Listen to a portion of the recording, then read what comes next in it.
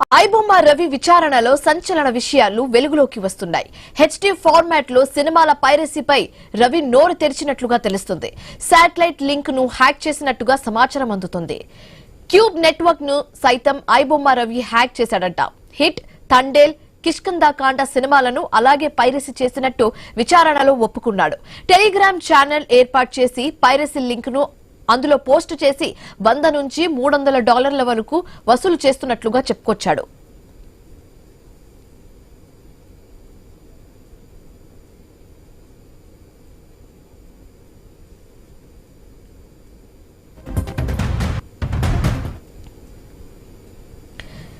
ఐబొమ్మ రవి విచారణలో సంచలన విషయాలు వెలుగులోకి వస్తున్నాయి. ఇందుకు సంబంధించి మరింత తాజా సమాచారం మా కరెస్పాండెంట్ ప్రవీణ్ ఫోన్ ద్వారా అందిస్తారు.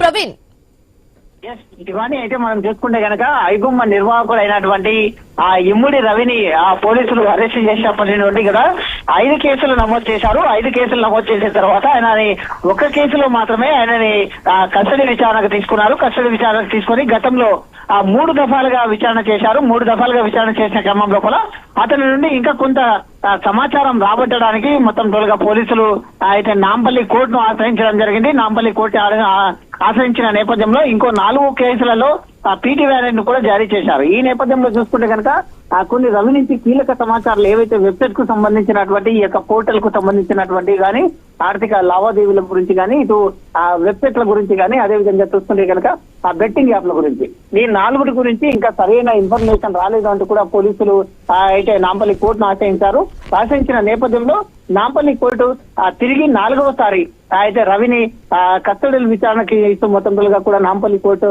ఆదేశాలు జారీ చేసింది. సుమారుగా 12 రోజుల పాటు విచారణకి ఇచ్చింది. 4 కేసులలో ఒక్కొక్కసారిగా 3 రోజుల పాటు 4 కేసులను విచారణ చేయాలి అంటూ కూడా 12 రోజులు అయితే కస్టడీ విచారణకి ఇచ్చింది. ఈ రోజు 10:30 అయితే ఐబొమ్మ రవిని ఈ యొక్క పోలీసులు అయితే చెంచల్గూడ జైలు నుండి అయితే కస్టడీలోకి తీసుకున్నారు. కస్టడీకి తీసుకుని విచారణ చేస్తున్నారు. విచారణ చేస్తే సుమారుగా 3 గంటల పాటు విచారణ చేస్తున్నారు. ఈ రోజు మొత్తం తొలగా కూడా అయితే 2వ కేసు పైన విచారణ జరుగుతుంది. 2వ కేసుకు సంబంధించి 3 రోజుల పాటు విచారణ జరుగుతుంది. ఈ యొక్క 3 రోజుల పాటు ఈ యొక్క వెబ్సైట్ల గురించి మాత్రమే క్షుణ్ణంగా 3 రోజుల పాటు విచారణ చేస్తారు.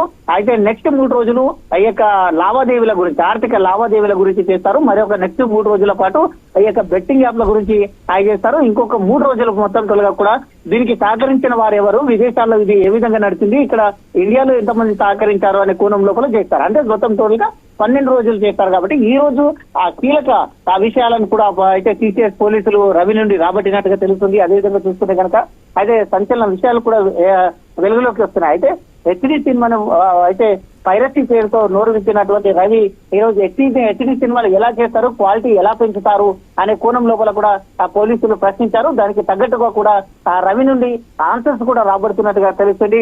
టెలిగ్రామ్ ఛానల్ ద్వారా సినిమాలను పైరసీ చేసినట్టుగా కూడా రవి ఒప్పుకోవడం జరిగింది.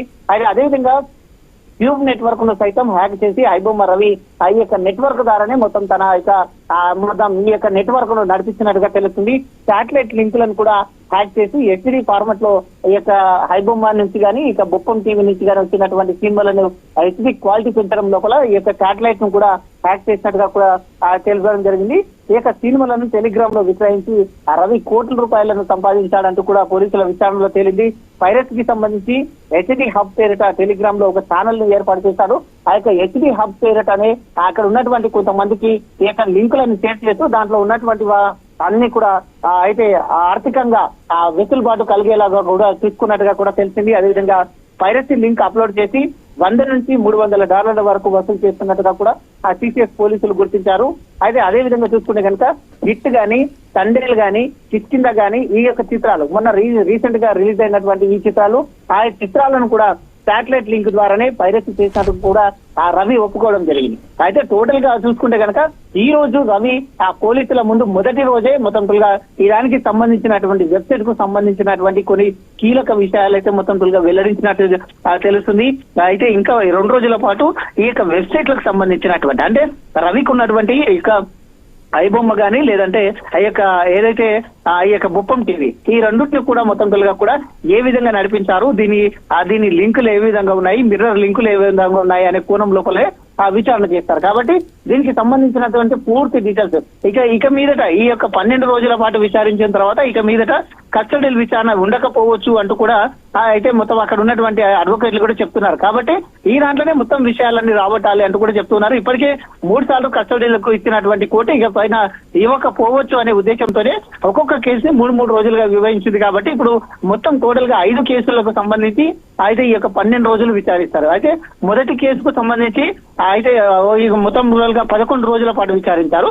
ఇప్పుడు 4 కేసులకు సంబంధించి ఒక్కొక్క కేసుకు సంబంధించి 3 రోజుల పాటు విచారణ చేస్తారు. ఆ తర్వాత ఈ యొక్క 12 రోజులు అయిపోయిన తర్వాతనే రవిని మళ్ళీ కోర్టులో ప్రవేశపెడతారు. కోర్టులో ప్రవేశపెట్టిన తర్వాత రవి బెయిల్ పిటిషన్ పైన అప్పుడు మళ్ళీ వాదనలు కొనసాగుతాయి. వాదనలు కొనసాగిన తర్వాతనే రవికి బెయిల్ వస్తుందా లేదా అనేది అయితే ఇంకొక 12 రోజుల తర్వాత ఈ యొక్క సిసిఎస్ పోలీసులు విచారణ చేసిన తర్వాత ఒక 12 రోజుల తర్వాతనే రవి బెయిల్ పిటిషన్ పైన మళ్ళీ విచారణ ఉంటుంది.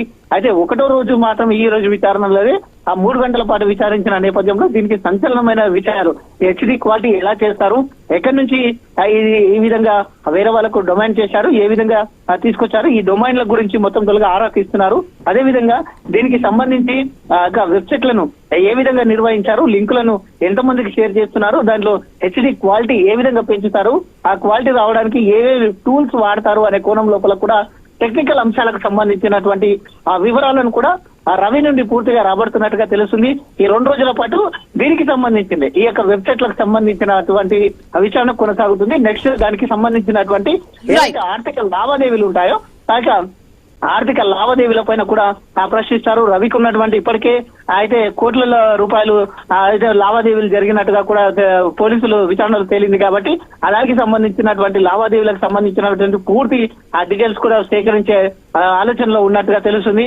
మొత్తంగా చూసుకుంటే కనుక ఐబొమ్మ అయితే NN1 ఈ యొక్క బొప్పం టీవీ కాకుండా ఇంకేమైనా వెబ్సైట్ నిర్వహణలు ఉన్నాయా, దానికి అయితే సహకరించిన వాళ్ళు ఎంతమంది ఉన్నారు, ఎక్కడెక్కడ ఈ యొక్క నెట్వర్క్ ఉంది, అయితే విదేశాల నుండి ఈ యొక్క నెట్వర్క్ ఏ విధంగా కొనసాగుతుంది, ఇండియాలో ఈ నెట్వర్క్ ఏ విధంగా కొనసాగుతుంది, ఇప్పుడు రవి లేని టైంలో కూడా వాటిని ఎవరు నిర్వహిస్తున్నారు, మొత్తం తొలగా కూడా ఈ అంశాలపైన కూడా ఈ రోజు సాయంత్రం వరకు కూడా మొత్తం తొలగా కూపిలాగే అవకాశాలు ఉన్నాయి. ఇంకో 2 రోజుల పాటు కూడా ఈ యొక్క వెబ్సైట్లకు సంబంధించిన వివరాలు మాత్రమే పోలీసులు సేకరించే ఆలోచనలో ఉన్నట్టుగా తెలుస్తుంది. Right, thanks.